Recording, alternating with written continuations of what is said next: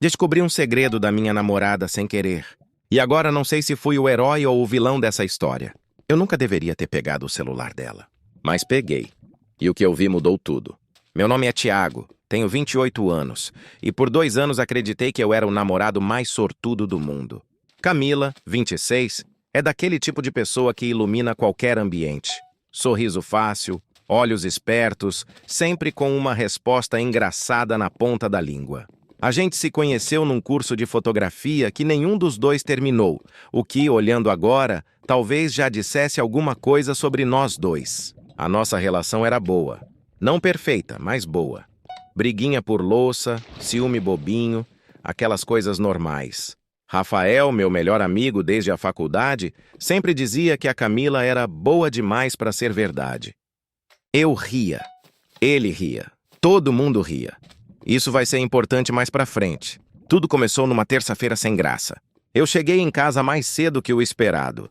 A reunião que eu tinha foi cancelada de última hora. A Camila não estava lá. Normal. Ela tinha dito que ia na academia. O que não era normal era o notebook dela aberto na mesa da sala com uma janela de e-mail visível. Eu não li nada de propósito. Passei pelo computador para pegar minha garrafa d'água e uma palavra chamou minha atenção. Pagamento. Só isso. Uma palavra. Mas o remetente não era uma loja, não era um banco. Era um nome. Só um nome de homem. Henrique. Eu congelei. Respirei fundo. Me disse que era coisa da minha cabeça. Fui tomar banho. Mas no banho aquele nome ficou girando. Henrique. Ela nunca tinha mencionado nenhum Henrique na vida dela. Nem amigo, nem colega, nem primo. Nada. Quando a Camila chegou, eu tentei ser natural. Como foi a minha academia? Cansativa, ela respondeu jogando a bolsa no sofá. Fiz perna hoje, tô morta. Ela foi direto pro quarto trocar de roupa. Eu fiquei olhando para a bolsa dela, aquela bolsa que ela carregava para todo lugar. E lembrei que umas 2 semanas antes ela tinha chegado com uma bolsa nova, de couro, bonita, cara. E quando eu perguntei de onde tinha vindo, ela desconversou. Achei num brechó. Aquela bolsa não era de brechó. Eu só fui entender isso depois. Nos dias seguintes, comecei a prestar mais atenção. Com culpa, mas prestei. A Camila saía às quartas à noite, dizendo que era compromisso de trabalho. Ela trabalhava como redatora freelancer, então fazia sentido. Mas quando eu perguntava sobre os projetos, ela sempre mudava de assunto com uma habilidade cirúrgica que eu nunca tinha notado antes. Ela nunca mostrava o celular para mim de forma relaxada, sempre com a tela levemente virada. Eu me senti patético notando essas coisas. E me senti mais patético ainda quando decidi, numa noite em que ela dormiu cedo, pegar o celular dela da mesinha de cabeceira. A senha eu sabia. Era o aniversário dela. Ela mesma tinha me mostrado, anos atrás, por questão de emergência. Eu abri, fui direto para o WhatsApp. Procurei o nome Henrique. Encontrei. E aí veio a primeira reviravolta. Porque o que eu li não era o que eu esperava. Não era traição, eram transferências. A Camila mandava dinheiro para o Henrique todo mês, quantias consideráveis. Às vezes R$ 2.000, às vezes mais. E as mensagens entre eles eram secas, quase frias. Chegou, ela escrevia. Ok, obrigado, ele respondia. Nada de afeto, nada de intimidade. Quem era esse Henrique? Eu fechei o celular com o coração acelerado. Deitei do lado dela fingindo que dormia. E fiquei olhando para o teto até às 3 da manhã. No dia seguinte, fui falar com o Rafael. Cara, eu disse, acho que a Camila tá metida em alguma coisa. Ele me olhou de um jeito estranho. Uma fração de segundo que eu não soube interpretar na hora. E que tipo de coisa? Eu contei tudo. Ele ouviu em silêncio.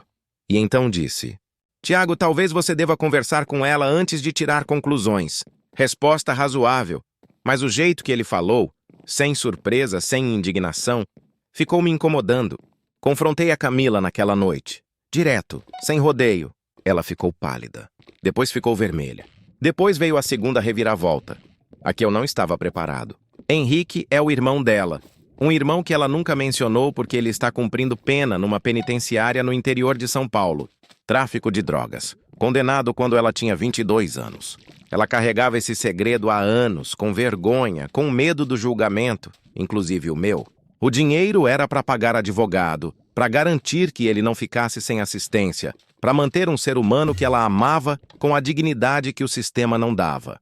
Eu fiquei sem palavras. Por que você nunca me contou? Foi tudo que consegui dizer.